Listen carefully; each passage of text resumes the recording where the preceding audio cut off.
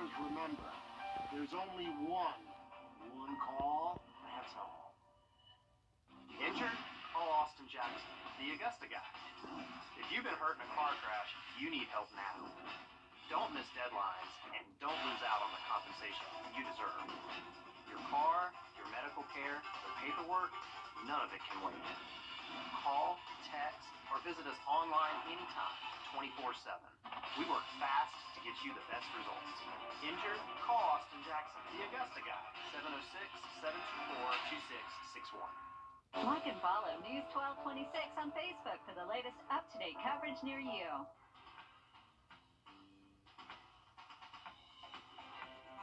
Follow News 1226 on Instagram to see what's trending in your area. From the station that's on your side, this is News 12 First at 5.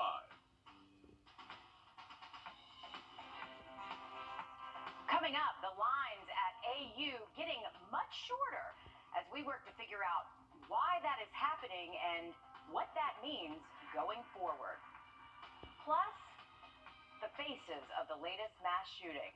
We are learning much more about the 10 victims gunned down in a Colorado supermarket. They range in age from 20 to 65. Tonight, people across the country are raising money for their families. David Begno is in Boulder, Colorado for us. Today, friends and family members continue to come together to pay tribute to the 10 lives lost in the Boulder supermarket massacre. She was one of a kind. She was that person. Ricky Olds was a service manager at King's Supers. Her uncle called her the light of the family. She didn't get to experience motherhood. She didn't get to experience marriage. She was 25 years old. There's a hole in her family. Denny Strong was the youngest victim. He was 20. He was a really smart kid. He was training to be an airline pilot. He wanted to be a commercial airline pilot. That was his dream. Dean Schiller and Stong had spent Monday morning hiking before riding to the market together to pick up lunch. They got separated and Schiller was already outside when he heard the shots. You know, we go about our lives thinking that, we can trust society to take care of us, and he was definitely one of those people. He definitely trusted and was super friendly and helpful. Police say the suspect, who is now in custody, Ahmed Al-Alissa, gunned down 10 people, including police officer Eric Talley. And authorities say he used an assault weapon bought less than a week ago. CBS News has learned that investigators are looking at mental illness as a significant factor in the rampage. And at this point, there is no indication that the Syrian-born suspect who grew up in the United States had been radicalized. Alissa is expected to make his first court appearance Thursday. President Biden is pushing Congress to pass stricter gun laws following the 2 recent mass shootings in Colorado and then the one in Atlanta that left a total of 18 people dead. Vice President Kamala Harris is supporting the initiative too. There are families in 2 big states of our country who are mourning the loss forever, will be without their family members, their friends who were innocent, who were going about their lives and were gunned down. Again, 18 victims, tough to swallow the last couple of weeks. Taking a look outside to Wheeler Road. Not a bad day out there. The temperatures, though, pretty warm, and still a lot of the yellow stuff everywhere. First Alert Chief Meteorologist Riley Hale is taking a look at our temps. Yeah, unfortunately, Meredith, we didn't see a whole lot of rain out there today to kind of wash away that pollen for us. We are tracking some light showers across many of our southern counties, places like Emmanuel, Jenkins, Screven. Y'all are seeing some very light rain, but that's pretty much it. Not much rain in our forecast for the rest of the area progressing through this evening and especially into tonight. That cloud cover will stick with us, though, and help keep those temperatures on the mild side. Expecting a fairly warm evening. Temperatures should remain in the 70s up until around 8, 9, 10 o'clock, and then we'll just gradually drop through the 60s and most likely see these low temperatures by tomorrow morning bottom out close to 60 degrees. Here's a look at our current temps. We're up to 76 in Augusta, 74 in Aiken. Edgefield, you're a little bit cooler coming in at 70. Then up at the lake, that is the cool spot, currently at 67 degrees. Once again, early tomorrow morning, not that cold by any means. We should be waking up in the upper 50s and potentially even low 60s in a few spots. And then Thursday afternoon, we're talking high temperatures getting into the mid to upper 80s. So not a bad day again on Thursday. We should stay mostly dry during the day, waking up close to 60. By lunchtime, we're already seeing temps close to 80. And then heading home from work tomorrow, we are expecting one of the warmest days we have seen so far for 2021, with high temperatures getting within a few degrees of 90. Now, the real threat we're tracking later this week is Friday. That's when our next cold front does arrive. That potentially could bring us a few thunderstorms. We'll have a look at that coming up in the full forecast. Hey, but until then, almost summer. Thanks, Riley. If you've driven by AU Health's COVID testing site lately, you probably noticed an almost empty parking lot, one once lined with cars for drive-through COVID tests over the past few weeks. Well, AU has seen a decrease in people coming through lately. Our Brady Trapnell is live from that site. And Brady, what does this mean as we move forward? Well, Meredith, we watched several people pull through the testing line here this afternoon, but as you said, not many people at all. I remember being here back in January, and things were obviously very different. And as you can see, this parking lot here that used to be full of lines of people wrapped around the building and out onto 15th Street, it's no longer. There's no one here, and the testing numbers continue to go down. Now, AU Health is still doing COVID-19 testing 6 days a week here at their Annex drive-through location. Their faculty testing site is closed now outside of 2 hours in the morning for pediatric patients, though, so that's a big change. And towards the end of April, they plan to move to half days as long as there isn't another surge. The positivity rate is down to 5%, a huge improvement from even a month or so ago. And officials say last week about 900 people were tested, and they used to do that many in one day.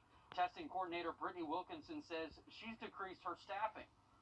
In the beginning of January and the beginning of February, there was anywhere from 8 to 10, and currently there's 4 to 5.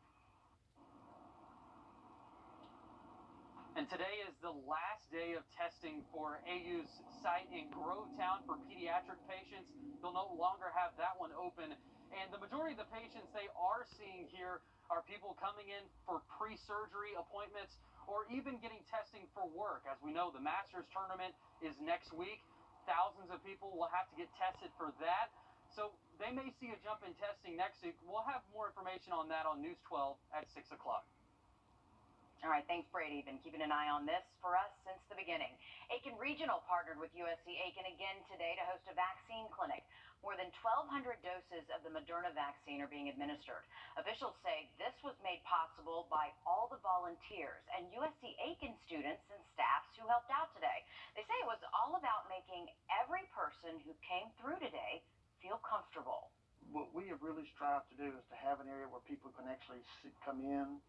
Unlike the drive-through settings, they're actually able to come in, have their shot, but they're able to be observed as well. Come in, sit down, and be observed with us. And so we feel it's a higher quality experience. People did have to schedule their appointments in advance, so he says that made waiting time shorter and just everything overall safer for everyone. If you are looking to get a vaccine in Georgia, there are 2 clinics at AU's Washington Square location. Those are happening Thursday and Saturday. To register, head to augustahealth.org. In South Carolina, AU Health is hosting a clinic over at Aiken Tech on Friday. You can head to augustahealth.org/vaccine to register. All of this information, by the way, is on our website just in case you need another look. During a COVID-19 response briefing today, Dr. Anthony Fauci said the AstraZeneca vaccine is moving in the right direction. At the end of the day, when you look at the data, this is going to turn out to be a good vaccine. As Andy said, the final determination of the analysis of the data will be done by the FDA. Dr. Fauci says the FDA will analyze AstraZeneca's data and will be open and transparent throughout the entire process. Senator Lindsey Graham introduced believes the gender wage gap significantly is smaller than what we think after you factor in things like compensation packages and family into the equation. Southwest Airlines has picked back up its traditional boarding procedures. The company, which doesn't assign seats, began boarding passengers in groups of 30 early last year. Southwest is not the first airline to revert to pre-pandemic boarding policies. United and Delta still have pandemic boarding measures in place. Meanwhile, American Airlines never changed its boarding procedures. Happening right now, Richmond County School District holding a public virtual hearing regarding rezoning plans. It started at 4 o'clock. Thousands of students from these 6 schools would be affected.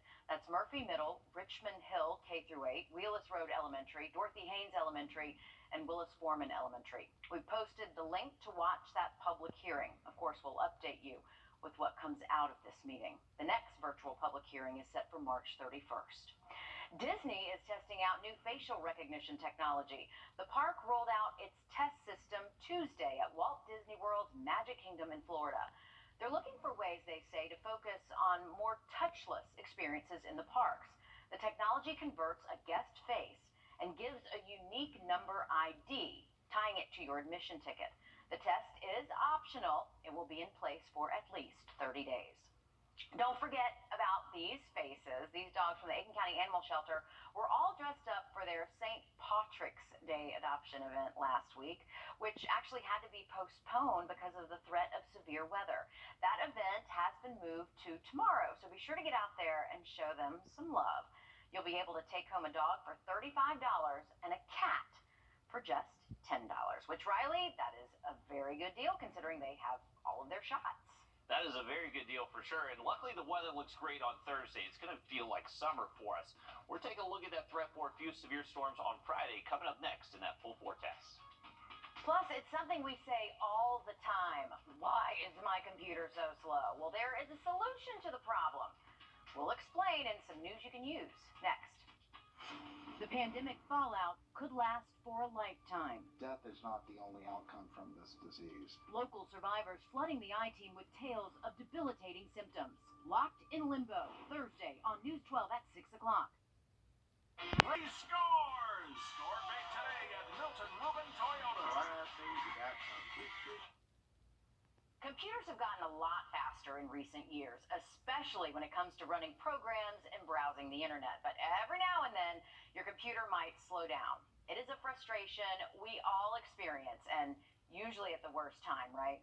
Jamie Tucker has some ideas on how to fix this without spending a lot of money. Well, the good news is computers are lasting a lot longer now. The bad news is that the older they get, the slower they get. These simple tweaks may speed things up. First, check to see which programs are running by looking at the Task Manager. Either Control-Alt-Delete or simply search for Task Manager in Settings. Now, each process is using memory and CPU. Look at Google Chrome. 22 processes, eating up about 24% of the CPU and 1.6 gigabytes of memory. Chrome is a memory hog, so close the tabs in your browser that you're not using or restart Chrome altogether. Go to Settings, choose Apps, then Start Up, and turn off any apps you don't need when you first turn on the computer. Your PC should start much faster. Many people just put their PC into sleep mode when they're not using it for a few hours or overnight. Instead, turn off the machine a few times each week. It'll keep things running smoothly, as well as install any Windows updates when you start it up again. If it's an older computer, consider upgrading to an SSD or solid-state hard drive. These cost around $100 now, will make your computer feel brand new. Everything is going to be faster. It's a good idea to let a computer shop do it for you, and while you're at it, ask if your machine needs more memory too. These tweaks are not exclusive to Windows PCs, but some could speed up a Mac computer as well. And remember, never take a phone call from tech support offering to speed up your computer. Those are scams. That's What the Tech. I'm Jamie Tucker. Good to know. Thanks for that, Jamie. All right, taking a look out at Grovetown there, the gateway to Grovetown. Traffic moving slow as per usual around this time, but things look great on the interstate. First Alert Chief Meteorologist Riley Hale taking a look at what is in store for us the rest of the day and the week. Yeah, not looking too bad for us the rest of this evening, Mayor. We are still keeping an eye on that cloud cover for us, but just not producing a whole lot of rainfall. We are keeping an eye on some showers across our southern counties from basically Swainsboro through southern Jenkins County and up towards Sylvania. That's about it. So even though those skies do look pretty gray out there, just not much falling from the sky currently. A wider look, this is all thanks to our next approaching front, and definitely going to bring us some higher rain chances heading into our Friday. This is going to be the system that brings a fairly widespread severe weather operating across places of Mississippi and Alabama tomorrow, and then that severe weather threat heads our way on Friday. Now, we're not expecting as bad of weather as what Mississippi and Alabama are going to see tomorrow. Our threat is marginal. It's a 1 out of 5 on our severe weather threat scale, And with a marginal risk, it also means that any severe weather that does form should be limited in duration and intensity. So we're not expecting a lot of severe storms Friday. There just could be the potential for an isolated warning or two. That would mainly be for the threat of some gusty winds and potentially maybe some small hail, just not expecting that threat to be overly large for us. And rain totals don't look too impressive either. We're not anticipating a threat for flooding or anything like that. Rain totals actually expected to be less than a half an inch for most of us. And most of us should just see plain rain on Friday. I would say not many of us will see that storm threat heading into Friday afternoon. Here's a look at it for your Thursday. Can't rule out a few early morning sprinkles Thursday, but not a huge deal for most of us. Should be dry during the day Thursday, and temperature-wise, getting into the upper 80s tomorrow afternoon. This is going to be our front that moves through on Friday, potentially bringing us a few thunderstorms. And if we do see storms, it will most likely be Friday afternoon when we've had a little bit better daytime heating, and that threat looks to be highest for mainly our southern counties and along I-20 as well. This front's just going to hang around the area as we head into our Saturday and Sunday, and that's going to keep our rain chances high again heading into Saturday afternoon and then again Sunday afternoon.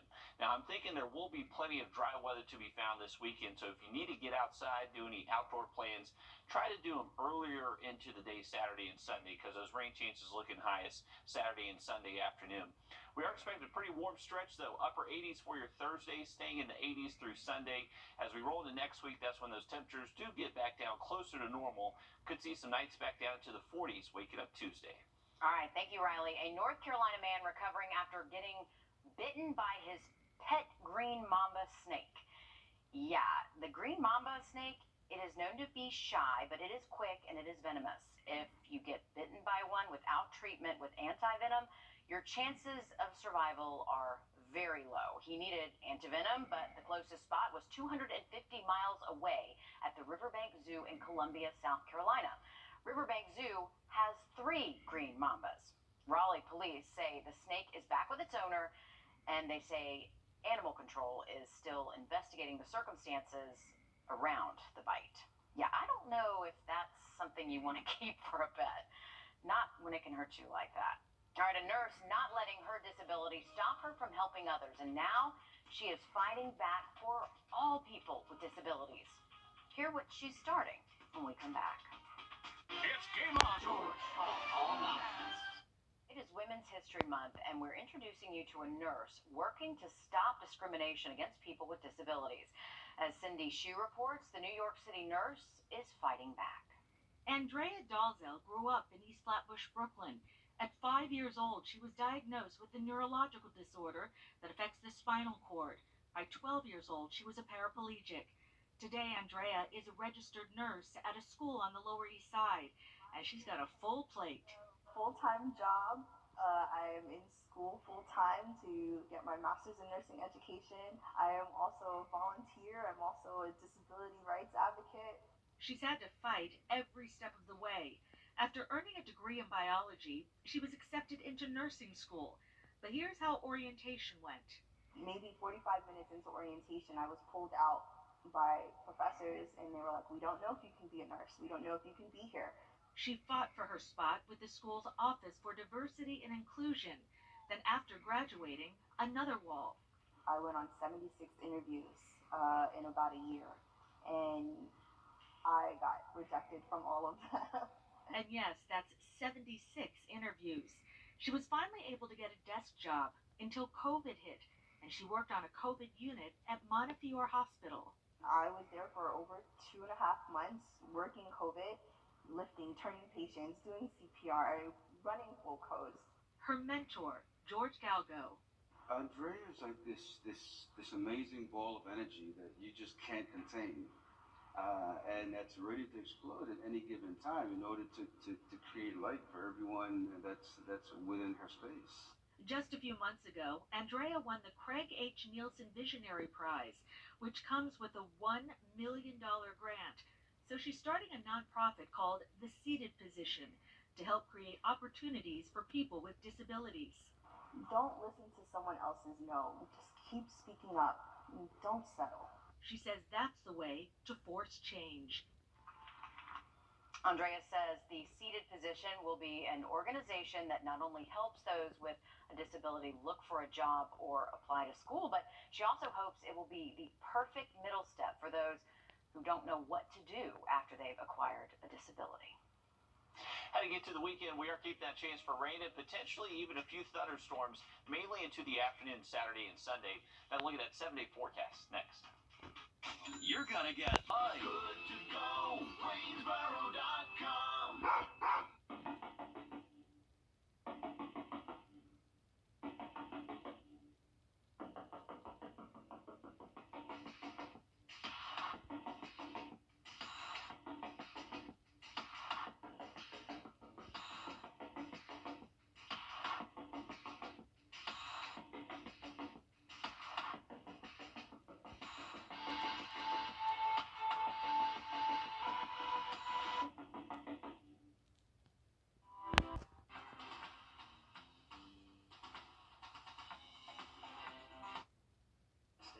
Well, here's a current look at I-20 near the Augusta Canal, and that traffic is moving a little bit slowly, going from Georgia to South Carolina, right on that eastbound side.